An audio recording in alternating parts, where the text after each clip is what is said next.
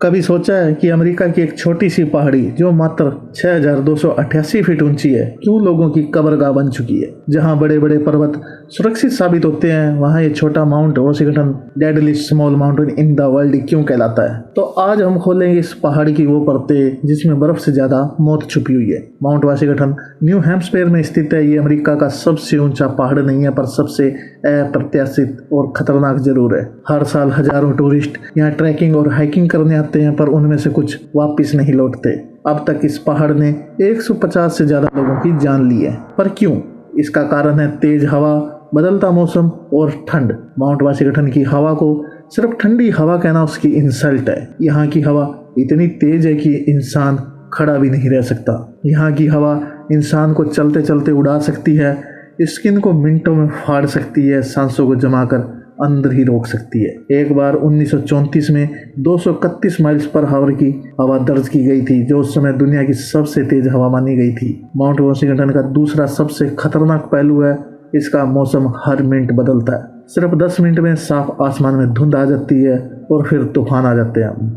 तापमान 20 डिग्री से घटकर -15 डिग्री तक गिर जाता है। ऐसे में जीपीएस काम नहीं करता, नक्शे बेकार लगने लगते हैं, आपको सामने 2 फुट तक भी नहीं दिखता, ट्रेल मार्किंग्स गायब लगती हैं, आवाजें तक गूंज बन जाती है और इंसान भटकने लगता है। और भटकना यहाँ मौत से सीधा जुड़ जाता है क्योंकि अगर आप एक भी गलत मोड़ ले लें तो आपको तलाशने में दिन नहीं हफ्ते लग सकते हैं।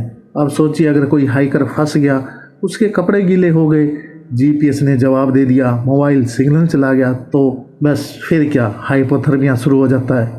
शरीर अंदर से बर्फ जैसा ठंडा, दिमाग बंद और 1 घंटे में मौत। यहाँ इतनी ठंड, डर, हवा और धुंध है कि इंसान का दिमाग खुद से गलत फैसले लेने लगता है। कुछ लोग वापस लौटने की बजाय आगे बढ़ते हैं और कुछ कपड़े उतार देते हैं जो पैराडॉक्सियल अनड्रेसिंग कहलाता है, और कुछ चुपचाप बैठ जाते हैं बस मरने के लिए। माउंट वॉशिंगटन इंसान को शारीरिक रूप से तोड़ने से पहले मानसिक रूप से तोड़ता है। माउंट वॉशिंगटन में सिर्फ जान नहीं जाती, अंग भी जाते हैं। फ्रॉस्टबाइट एक ऐसी स्थिति है जहाँ आपकी उंगलियां, कान, नाक सब धीरे धीरे मरने लगती है। कुछ लोग पहाड़ से जिंदा तो लौटते हैं पर किसी के हाथ नहीं होते तो किसी का एक पैर नहीं होता, और कई लोग तो कभी वापस ही नहीं आए। कैट मेट्रोसोवा 29 साल की महिला जो वॉल स्ट्रीट में काम करती थी, फिट थी, एक्सपर्ट हाइकर थी, माउंट वॉशिंगटन पर ट्रैक करने अकेली गई।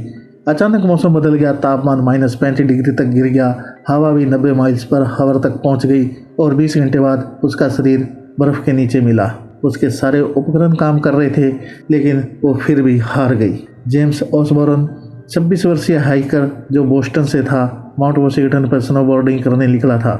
उसने कहा कि मुझे सब पता है और मुझे यहाँ का हर एक रास्ता भी मालूम है। पर जब वो नहीं लौटा तो 24 घंटे बाद रेस्क्यू टीम को उसका शरीर एक गहरी चट्टान के नीचे से मिला। माउंट वॉशिंगटन की मौत का कारण सिर्फ मौसम ही नहीं है बल्कि इंसान की ईगो भी है। लोग सोचते हैं कि ये कोई एवरेस्ट तो है नहीं, मैं तो फिट हूँ, जीपीएस भी मेरे पास है, लेकिन ये सोच ही उन्हें अंतिम यात्रा पर भेज देती है। माउंट वॉशिंगटन हर किसी के लिए एक जैसा नहीं है। कुछ लोगों के लिए रोमांच है तो कुछ के लिए आखिरी मंजिल। यहाँ की बर्फ सफ़ेद नहीं, लहू में रंगी हुई है। यहाँ की हवा शांत नहीं, चींकती है।